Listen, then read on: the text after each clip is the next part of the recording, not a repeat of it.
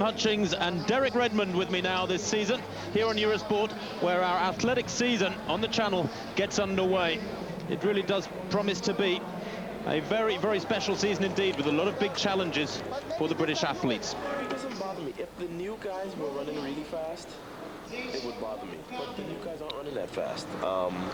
If you look at guys like Bernard Williams and Shawn Crawford and these guys, I mean, they're running times that I ran when I was 21. So I'm not really impressed by what they're running. When those guys really learn how to run the 100 and they can run 9.8 and 9.9 real low, then, well, maybe I look to see what my next career is. But in the meantime, I still think that if I'm ready, maybe one or two people on the planet that can really give me a good challenge. The other guys have not learned how to run the event yet.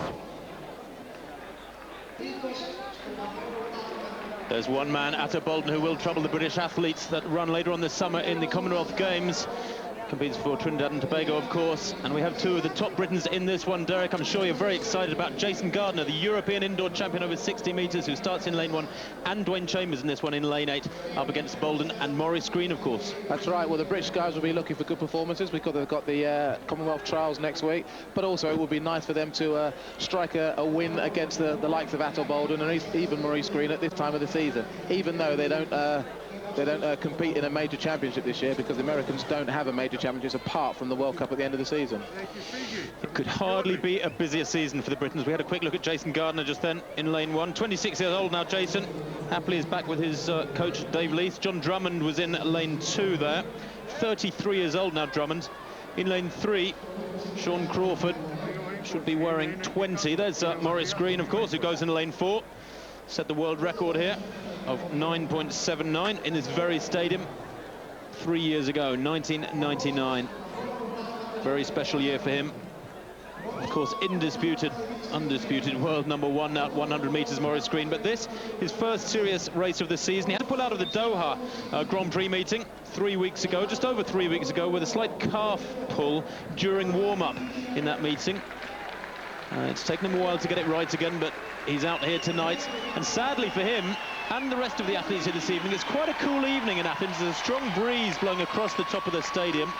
Greene, though, I think looking for something special here, don't you? His coach John Smith was talking to us this morning and saying he really wants to start this season with a bang. Well, I think he does, yeah. The fact that he had to pull out a couple of weeks ago with a calf injury, he's had to go back into training. He's now come out. He says, John Smith says that he's in form. So I think John and obviously Maurice is looking for a fast time. But like you say, the wind here isn't going to help, and I don't think we're going to see a world record for the men's 100 here tonight. Bernard Williams there. A little bit of posturing alongside Maurice Greene. He is part of the new brigade that Ato Boldon was referring to in that interview. Boldon himself, 28 years old, won the world title here in 1997 over 200 metres, so he too has fond memories of this stadium. Coby Miller goes in lane 7. 25-year-old American was second in Turin on Friday in 10.29, just lost to Bernie Williams' 10.27. And then Dwain Chambers goes in lane 8. Of course, the man who took the bronze medal in the 1999 World Championships. A very disappointed 5th last year in Edmonton, but has started the season well. Has already run 10.08 this year and had a great double 48 hours ago in Bydgoszcz in Poland, where he ran 10.18 and 20.55 for 100 and 200 respectively. So Dwain Chambers won't be particularly happy here, I'm sure, with his lane draw in lane 8. I'm sure he would prefer to be in there mixing it with the Americans. There's, let me see, Drummond in 2, Crawford in 3, Greene in 4, Williams in 5. They'll be battling alongside each other. But psychologically, it does make a difference, and I'm sure Chambers would prefer one of those central lanes. Jason Gardner, well, Jason's a very, very easy-going, at least on the outside, man from Bath, the Bath Bullet. We know he's wintered well, got rid of the problems which dogged him through the year 2000 and 2001. And now we hope back to his best. Into their blocks then. Gardner is in lane 1 for Great Britain. This is his very first race of the outdoor season. Jon Drummond is in lane 2. Shawn Crawford in 3. Maurice Greene in 4, his first race of the season. Williams in 5. Boldon in 6. Miller in 7. Dwain Chambers on the near side in lane 8. Away they go. And Greene looking very strong indeed in lane 4.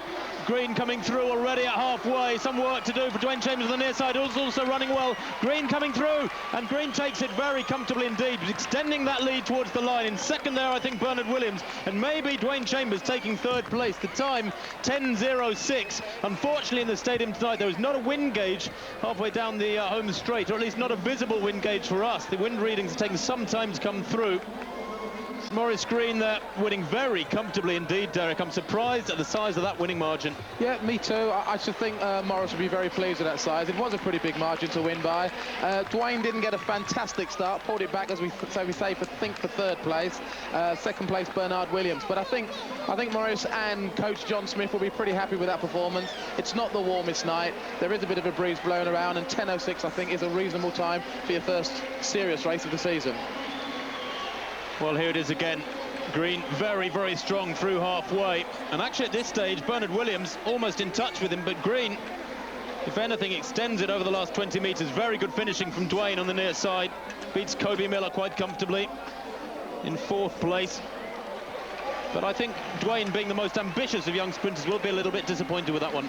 Yeah, well, they're up against the big boys now, aren't they?